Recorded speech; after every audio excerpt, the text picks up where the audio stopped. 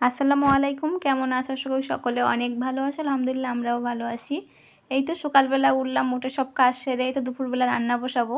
রোজা রেখেছি আমি একা, বর আমার বাচ্চা দুজনে কেউ রোজা রাখে না, বাচ্চা ছোট বড় রোজা রাখে না, তার জন্য একেবারে রান্না করে নিচ্ছি। আর আমার জন্য আর সন্ধ্যাবেলা ফের রান্না করব না, তার জন্য এই তো প্রথমে আমি রান্না করার জন্য প্রথমে আর একটু পালং শাক রান্না করবো, আর ফের গরুর মাংস পাশে রান্না হয়ে এসছে। এই তো তার জন্য প্রথমে আমি কড়াইতে তেল দিয়ে একটু কালো জিরা ফোড়ন দিয়ে পালং শাকটা রান্না করে নিচ্ছি। তার জন্য এই তো নুন আর একটু পেঁয়াজ দিয়ে ভালো করে একটুখানি ভেজে নিলাম। নেওয়ার পরে এই তো পেঁয়াজ ভাজা হয়ে গেছে, একটু আদা গ্রেট করে রেখেছি, ওটাও একটু ভেজে নিলাম।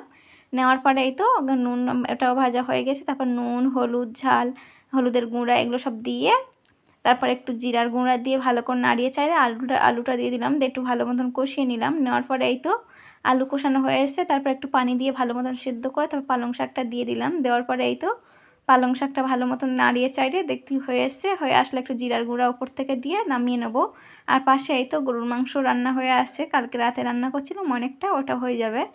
আর ফের সন্ধ্যাবেলা আমি এটাই হালকা করে ছোলা একটু ভুনা করে নেবো, ভাজি হতে পারে, ওটাও ভুনাও বলি, যাই হোক ভাজি বলে দিই।